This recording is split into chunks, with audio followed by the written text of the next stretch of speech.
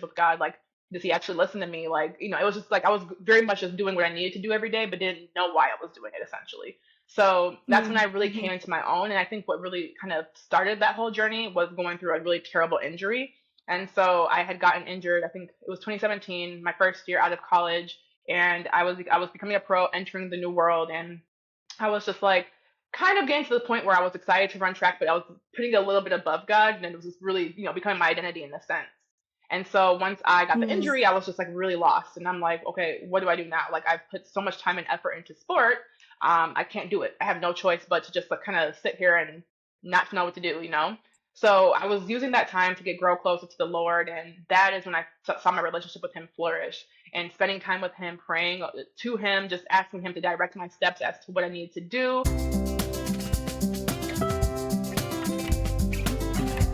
Hey, everybody, and welcome back to another episode of Me Just Shine. As you can see, we're not alone. We have a guest on today that I've been so excited about. We've had so many reschedules because of my crazy health January, and you've been so busy. And so it's so nice to finally have this person on. She is a 3-time Olympian. She's also a wife, and she's someone that speaks so much truth and so much light of Jesus into like her socials, her YouTube, so much of what she's doing.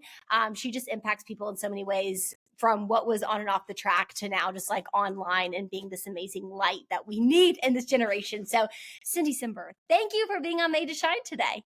Thanks for having me. I'm so excited to be here.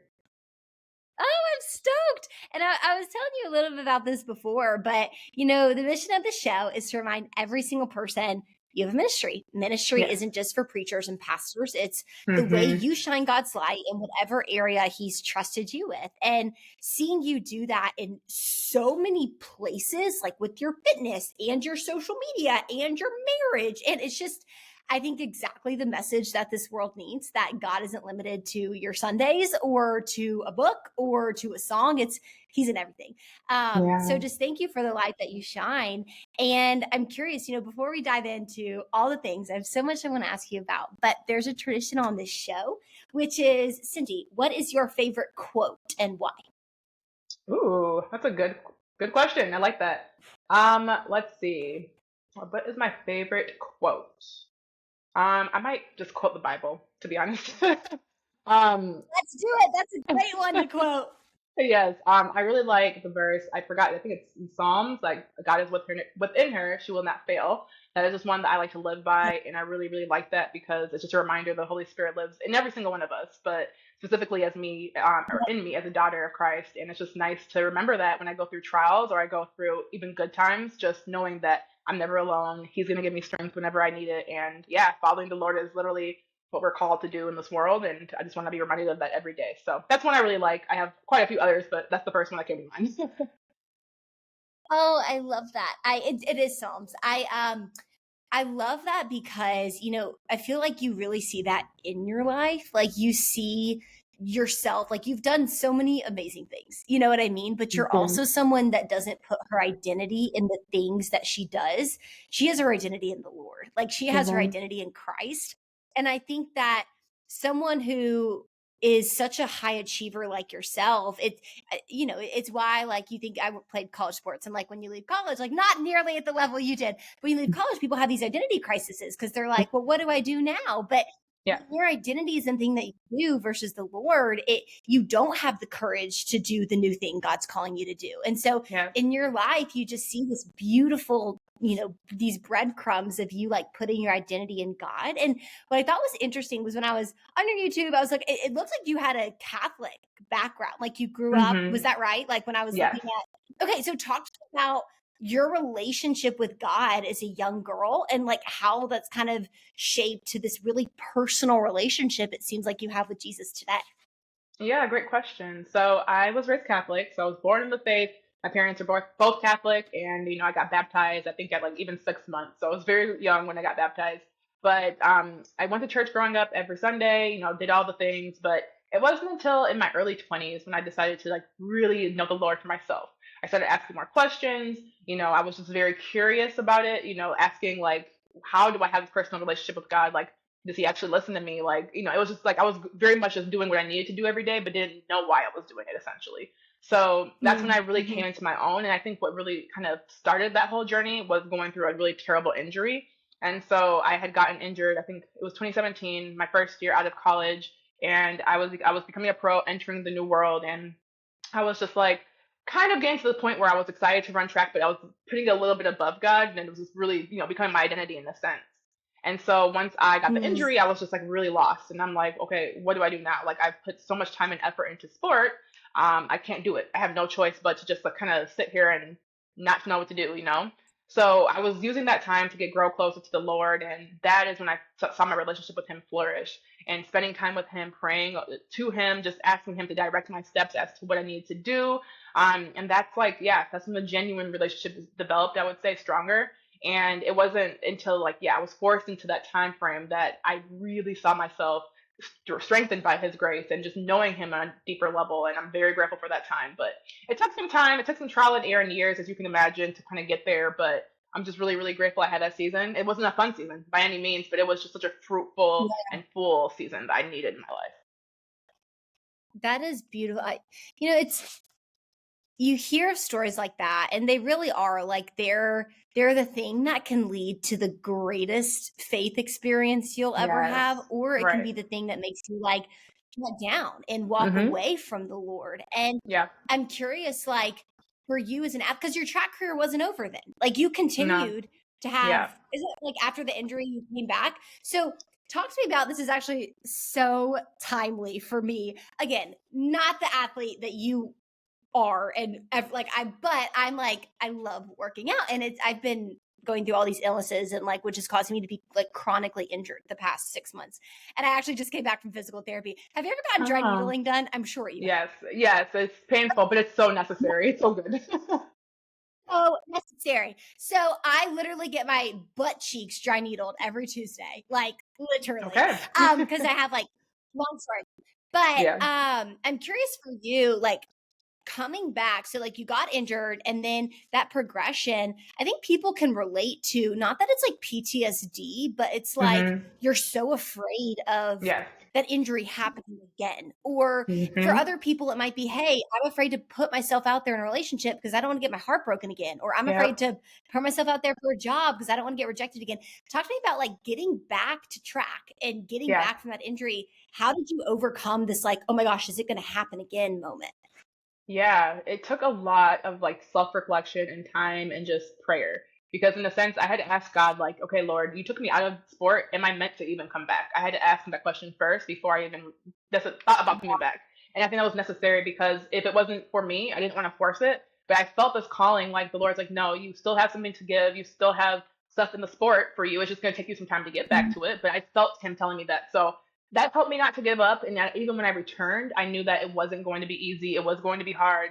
I'm going to probably be slower than I used to be initially, but I had to tell myself because I felt like God gave me this word to come back. I'm not going to give up. I don't want to like be disobedient and just be like, well, I don't want to be embarrassed. I don't want to. That's just being very self focused versus the Lord and focusing on what His call is for us.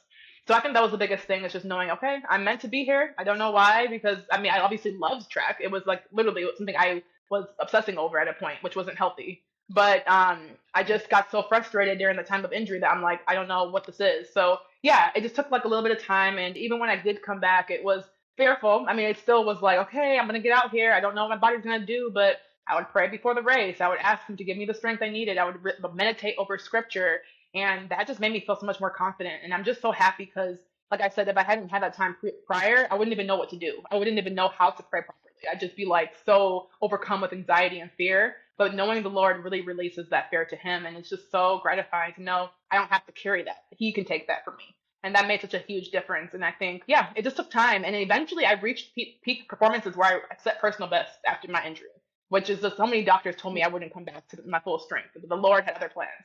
So I'm just grateful. I'm so grateful I followed His plan and trusted Him. And I'm still in a season of doing so. But yeah, it's a constant thing with Mhm. the Lord. So that's kind of my quick story of that. Oh, yeah. No, it is. It's just like the way I've seen it in my own life is like God will never give you something that will make you need him less. Yeah. Like the Israelites in the wilderness, like manna, it was for that day. They didn't get more Mhm. than they needed for that. Like they got that Yes. day their daily bread. And then even the Mhm. Lord's Prayer, it's like, give me this day my daily bread. It's like God is not going to give you. A lot of times I've even figured out with my prayers recently, it's been like, okay, Lord, I need to know, do I do this or do I not do this? And I'm realizing, whoa, why am I so keen on getting an answer from the Lord? That's good. Because a Yeah. lot of times it's like, I feel like we want answers more than we just want him. It's like we want what Mhm. he can do for us more than we just want him. And Yeah. I think what's so cool about the entire story is, yes, like God cared about your dreams. He gave you those dreams to be the track star that you went on to be. And you will always have that. But throughout that whole story, what I hear to be the coolest thing is that God gave you an opportunity to not make that your identity, because he knew, Mhm. hey, there's going to be a time where like my first draft for your life is not the final draft. Like I'm going to be calling Yes. you to the next thing and the next thing. I'm going to need you to do that for me. And Mhm. so I think that I'm curious, one of your YouTube videos, you talked about because I think the ability to surrender, like I'm thinking about um when I or gosh, which Bible character I'm blanking at? Abraham, when he went to go sacrifice Isaac, and he was like Yeah. willing to sacrifice his son, and like God just wants our surrender. Like He's given us these Mm. dreams. For you, you talked a lot about like faith and fitness on your YouTube. And I think that applies to life, like bringing faith into every area of our life, like our corporate job Yeah. or entrepreneurial, our content, our families. How have you found, like, how do you practically bring faith into fitness and also like all that you do? Because you're doing a lot right now.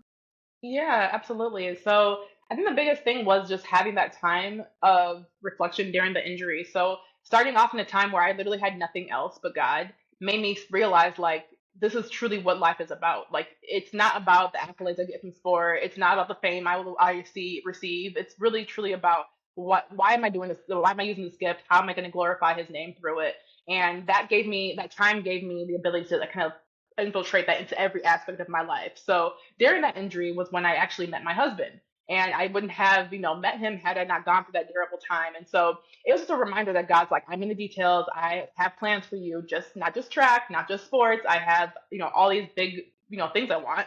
And so when he showed me that, it's like, okay, I can take this into my relationship. I can take this into my sport. I can take this into friendships or content. And so that's why I just wanted it to make it such a big deal when I do share my content because it is a big deal. And I want everybody to know that like I am not the athlete that I am be by myself. I am who I am because of the Lord. And he has shown me that life is better when he's in everything I do, even if it's nutrition or how I'm fueling every day or how I'm going to sleep, like just stewarding my time well, even overall. So yeah, I think it's just really cool to invite him into everything. It really does make your life a lot more meaningful. And it just gave me so much more joy because I was going through almost like a depression in a sense when I was injured of like, what is life about? Because this is everything I put my effort and time into, and now I don't know what to do with it. But Yeah. then once God is involved, it's like, oh, there's so much more to life. Life is so joyful, and even if track goes away tomorrow completely, I have so much more to give. And so that's just been refreshing to remember. And yeah, he's still using this time of stuff to test me in that, not even test me, but like just to prepare me for different things. But it's still really good because now I know I have the foundation to do it. I love that. No, it's so good. And I think it goes back to like, for you, prayer, it's not just this one time thing. It's so funny. Someone once asked me, like, Annie, when you talk to God, who are you talking to? I was like, what do you mean? And she's like, do you talk when you think about praying, are you praying to God? Are you praying to Jesus? Or are you praying to the Holy Spirit? I was like, that's such an interesting question. I've never really thought about it. But like for me, like I guess in Yeah. my mind, I always think about God. Like when I when I'm praying in my mind is God. And then she was like, when's the last Hmm. time you talked to your spirit? Like you talked to the one, like your helper, like that's in you. I was like, Hmm. I don't know. Like, how do you Yeah. even do Yeah. that? And so I'm curious, it might seem like such a basic question, but I think sometimes we overcomplicate things so much, we just don't do anything.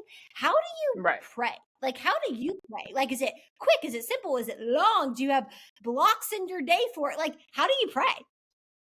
Yeah, great question. I think prayer can be an everyday, any day, anytime type of thing. So I try to make it a thing where in the mornings I definitely dedicate some time to it, whether it's doing my morning offering, reading his word, spending time just like, just praying in like the first few minutes of my day. And then I'll sit down, I'll have like a little bit more time if I have the time during the day. And throughout the day, I'm just praying. So as a Catholic, I pray the rosary. I like to just go to church and pray. I'm praying just in any way I can. I like to have conversation. I think it's just that's the main thing. It's like having conversation with God, inviting him into questions you might have, like, should I make this decision? Should I hit up that friend? Like, Lord, what do you think about that? Like, really treating it as a relationship, like I would with any girlfriend or guy. So I think that's been Mhm. the best part for me. And like sometimes I even find myself when I'm going on for a walk talking to God, and I'm like, I'm sure people think I look crazy right now because I'm literally talking to myself, but that's just how it is. Like, it's not myself, but you know what I mean? For me, it's just the Holy Spirit. So it's like, I feel like I can have conversations. I'm learning to even just be quiet. That's something I'm really struggling with and working on. Is just like the stillness a part of it, because that's also part of prayer is hearing Him, allowing Him to speak to us. And so yeah, I'm experimenting for what works for me, but I try to do it in every way I can. I do it in the car. Yeah, I think it's just fun to like find different times of your day to just do it, and then not just like doing it in the morning and stopping for the rest of the day. So, or even at nighttime, like just really trying to make it like a integrated thing. Yeah, no, I love it. And also, like, I'm hearing it's coming to God with not just requests. Like, I was Mhm. convicted by that the other day. Like, Annie, when's the last time you came to the Lord just to sit with Him, not to say anything, not to give Him the dish on how you're feeling, but like just to Mhm. chill with Him and to sit with Him and to love Him for Him and not what He can do for you, and like not come with a God, I need help, I need help. It's like just enjoying the help He is. And Mhm. I was so convicted by that. And I so agree. I also have like a morning time that I love, and I find that that's the best because the day gets crazy, and if you don't Yes. keep like protect that, then that's one of the things I feel like that does kind of fall by the wayside. Mhm. For you, one of the biggest questions I feel like I get, and I have my own way of explaining this, but I think it is different for everybody because we all have the spirit in us. Like when you pray and you feel convicted to do something or to go a certain direction or to change routes, and like some people call it like I heard from God, like I Mm. know God told me to do this. Yes. What is that like? What does that look like for you? Because I think people get so confused about that when Christians say that. Like, did God speak to you literally audibly? Or like, Yeah. what is that? What do you mean when you say that? Not you, but just like us as Christians. In So I'm curious general. for you. I mean, yeah, like what does that look like for you when you feel like God's prompting you? That's a really good one because sometimes I struggle with that. And so I'll be in prayer time like, okay, was that the Lord? I think that was him. But what I've learned over time is like obviously he's not gonna go against anything he's told us to do, whether that's like the Ten Commandments or his word in the Bible. Like it's not gonna contradict anything there. So I'm like, okay, so it doesn't contradict his word, and it feels like it might be something he's trying to tell me through multiple instances, whether that's like different signs. Sometimes I'll think it's God, and then I'll hear it again in church, or I'll hear a friend talk about something, or I'll read a book and see something, and it just continues to come back, and it's like, okay, I think this is a sign from the Lord. So there might be confirmation. I think sometimes, like I said, the stillness and just being quiet has made it really apparent for me. I remember one time I was just in the plane, and I really wanted to do a lot of stuff because like, I have a good hour and a half. Let me get some work done, and I felt the Lord say, just be still. And I'm just like, okay, I don't want to be, but that felt, excuse me, very contradictory to what I wanted to do. So sometimes when it's just like something you want, and it's like, no, there's like this opposite feeling. I feel like that most times is God because just like I wasn't trying to do that, but I feel very called to do this for some reason. And then sometimes down the line you see Yeah. why. So like that reason, there's a small reason behind why I felt him do that, and he showed me like a week later of why. And it was just funny because like sometimes you will get the revelation of, oh, okay, I see why that happened, and you might not.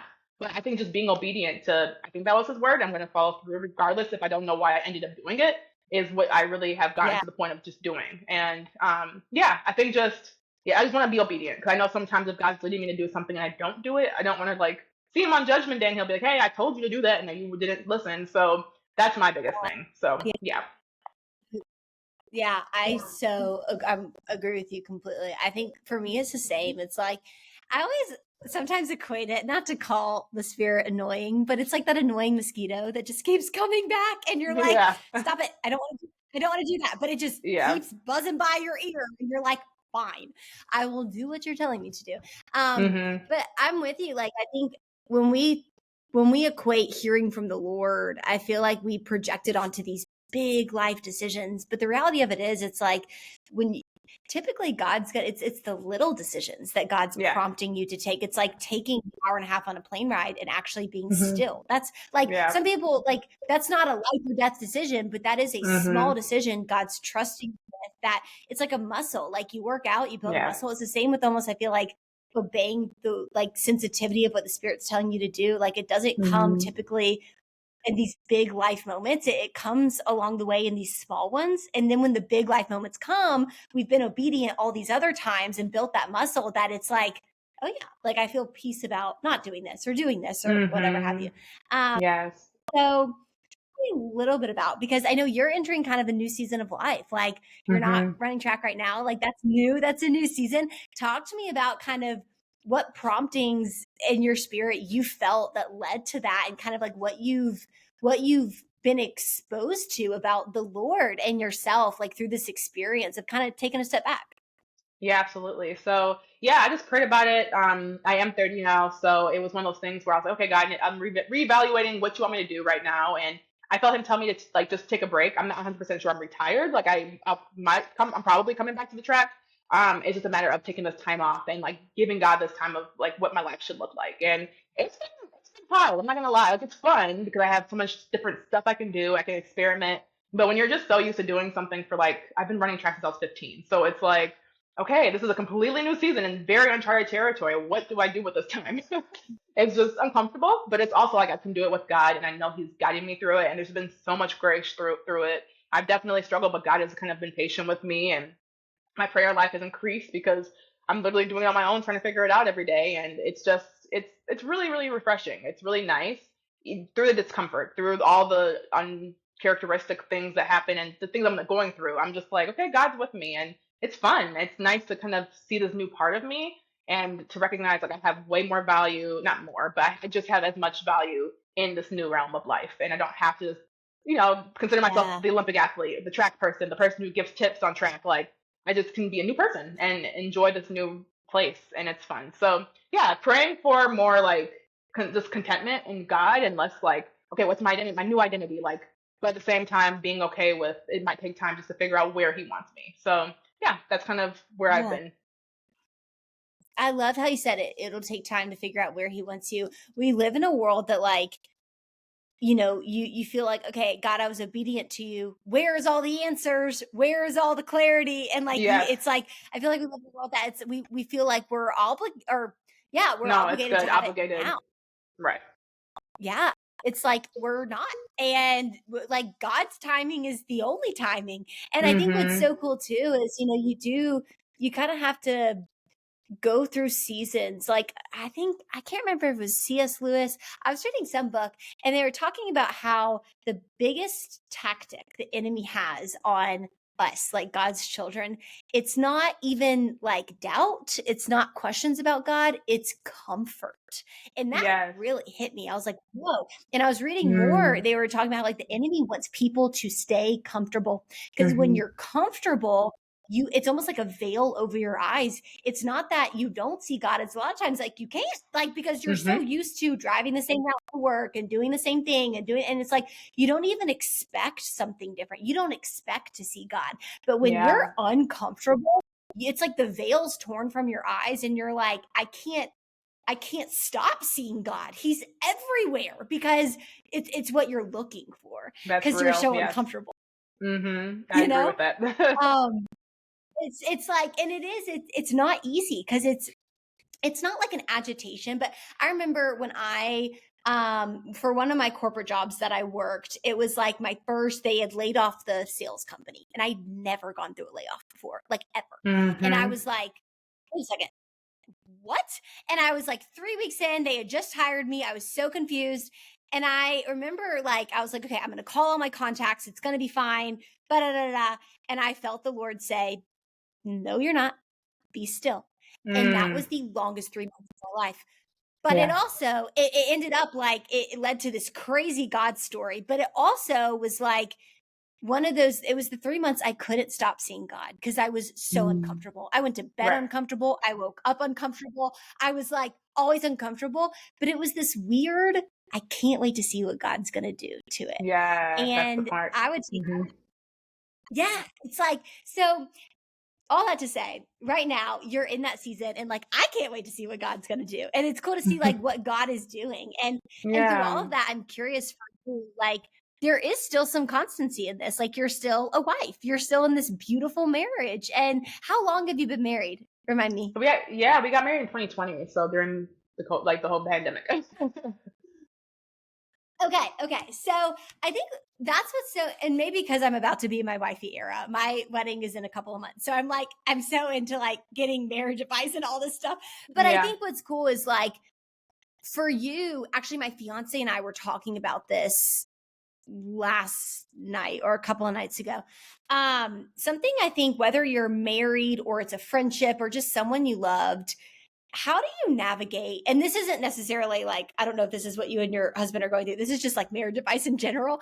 But like Hmm. when someone's going through an uncomfortable time or an uncertain time and the other person is like crushing it, like they're in like the peak season of their life and doing amazing. I think like my Hmm. fiance and I were talking about this because he is crushing it. He is like, whereas I'm in the season of still a lot of question marks with my health. And it's like, Yeah. how do you navigate you becoming one and you're one, but one of the ones is not in a good season and one of the ones is in an Yeah. awesome season. Like, I don't know if you can speak to that, but would love to hear your No, for thoughts. sure. No, absolutely. I mean, it's just so funny because, like, yeah, like you said, my husband, we've been married for a while, but we have seasons very similarly to this. And even right now, like, my husband has a great job. He's just going through, and I'm still like trying to figure things out right now with my break. And it's just like, okay, I'm trying to navigate this, and he's also navigating new things in a completely different way. And so it's just a lot of communication and a lot of working together and just remembering that you are one at the end of the day. Like, it's not competition. I think that's something you have to remind yourself of like, okay, but if they're doing better than me, like, what does that mean about me? It's like,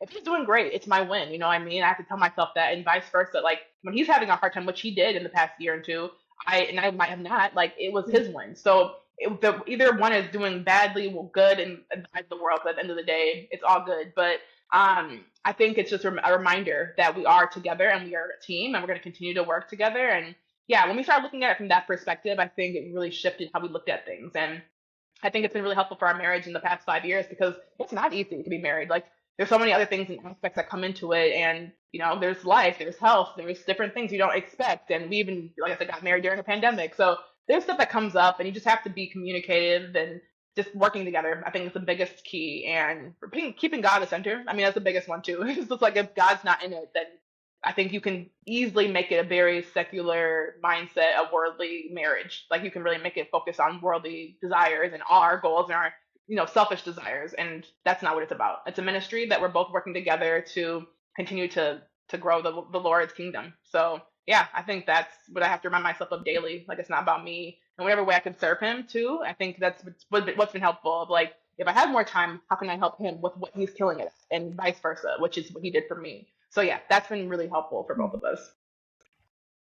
Oh, I love that. And I love to use the word ministry because it is. It's like marriage is a ministry. And Hmm. you're like, you are the way you love one another. It points back to the love that our creator has for us with the church. It's like that's the whole concept. And the Bible writes about that so much. And I'm curious for y'all, like when it comes to so y'all got married in 2020.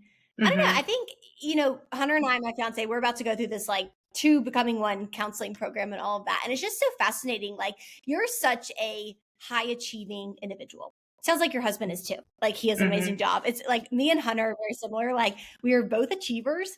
How have you felt like what were some things that you were surprised were challenging for you in like becoming one with another achiever, and also some things you're like, wow, I thought this was going to be harder, but it really like that was awesome. I wasn't expecting that.